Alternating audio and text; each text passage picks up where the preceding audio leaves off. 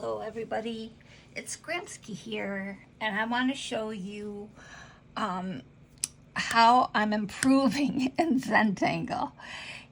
This is a simple pattern that we can draw together, and for some reason I can create really well with thread. When it comes to a pencil, I really shrink back, and I'm afraid.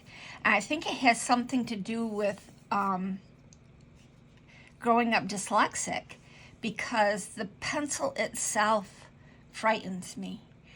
And I remember tying my shoelaces with my mom when I was 5 years old, and she said, "Well, you did it backwards, but you did it." So we didn't know back then, back in the 1950s, about dyslexia and things like that. But there were a lot of signs, going through my life. And then when I went to college and drew everything backwards, I said, "Oh, you're dyslexic." And I'm like, "No, I'm not." But after a while, I began to realize I really am. So I think that's why the pencil scares me, and I want to overcome that fear. And Zentangle is probably the easiest way for me to do that, because these are easy designs, and you can figure them out. It's not like a face that, getting the nose and the eyes proportion to be right. So this is a grid pattern, and I made a grid here by using points in each corner and going over it with a pencil. Then you go over it with a pen.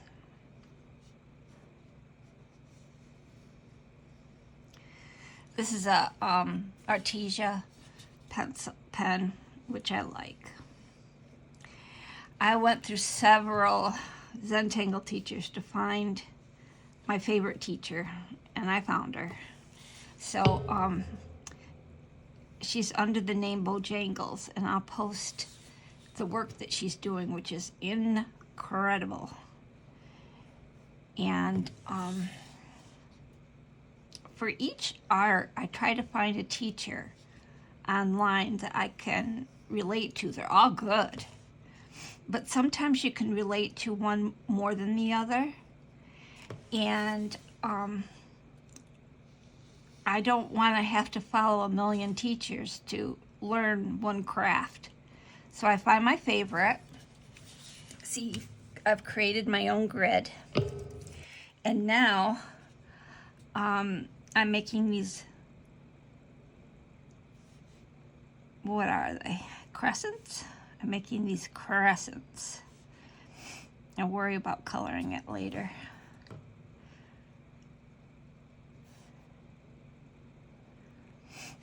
I don't know if you can see it, but on the first one, I just shook because now I'm starting to feel a little bit more confident.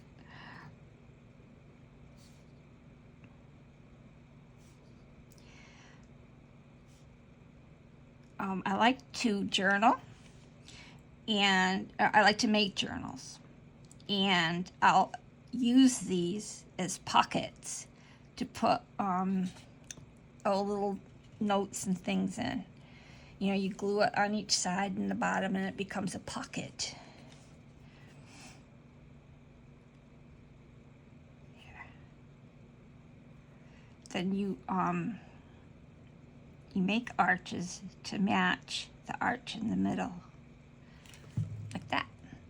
If you have bigger arches, you can put more designs inside. If you have smaller arches, it's more about the arch rather than the design inside.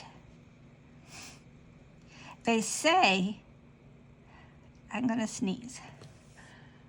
Oh, I guess I didn't. Okay. They say that these Zentangle squares that you make are just a suggestion of, say, the fish that I designed. You can use this as a pattern inside the fish. It doesn't have to be a square. It can be, you know, you can move it around. Here, let's see here. This is called a Bee Light. It's from Zentangle ink, and Rick and Maria were founders of the Zentangle, and you can find a lot of patterns from 7 Forests, 5 Rivers online. I haven't been to that yet. It's nice to put the information on the back of your pattern piece, because, you know, if you want to refer to it or remember who invented this particular Zentangle. Zentangle ink came from Maria and Rick, and this is one of their pieces, one of their designs. But for each design I'm doing, it could be from a certified Zentangle teacher, CZT. And then you want to give them the credit for the design, and you put that on the back of the tile. These are called tiles.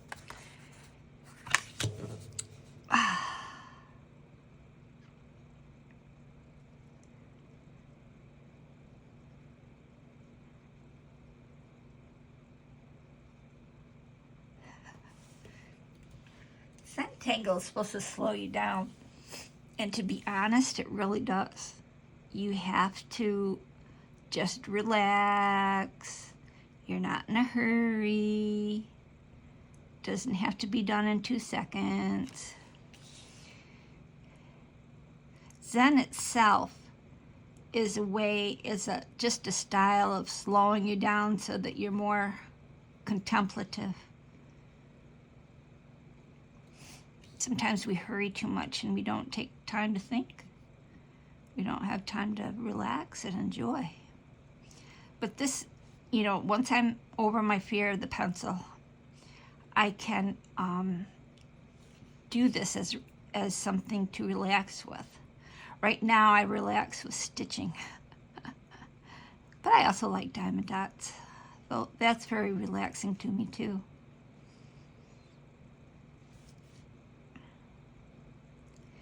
This, I'm already thinking about shading it and how I want to approach that. If you shade with pencil, it doesn't look very good. So I found my art pencil from the 1992, and I'll use that along with my 1992 kneaded eraser and my blending pencil stick.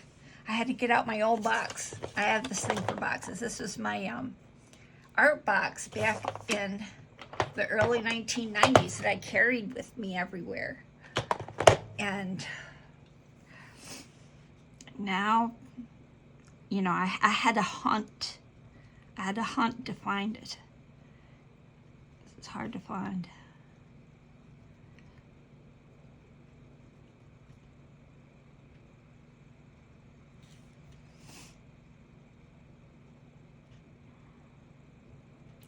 When people, when the teachers teach, they often use a 2x2 instead of a 4x4 tile so that they can explain the design faster, easier. But I don't have any 2x2s. I could make some. Now I'm going to color in all of these black, but you don't have to watch that. I'll color one square. What's most important is the highlighting and the shadows. And that, you know, I get a lot from coloring too. coloring has been a real eye-opener for me. It's helped me more than going to art school. In art school, you're supposed to already know all of that by the time you're in college. You know, you're supposed to have had it in high school or grade school, but I went to a small country school and we didn't have that.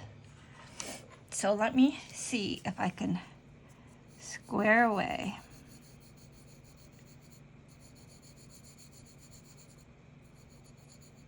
It's nice to hold it like this because it works better. And you blend. Squeak, squeak, squeak, squeak, squeak.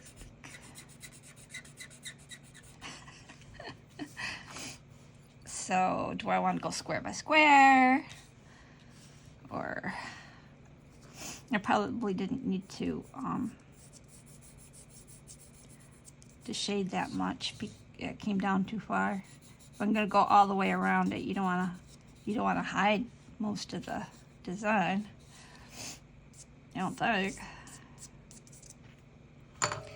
And then you use your blending tool. I've seen people use all different kinds of things to blend, but this is the least expensive, and it works. Okay, so you want to highlight. So you take your white pencil and you go through the middle section here, and that's supposed to be the highlight. See, it shows up better if you have a tan background, like that. And if you want to color it, you know, instead of using the black pencil, you can just use a colored pencil, like this.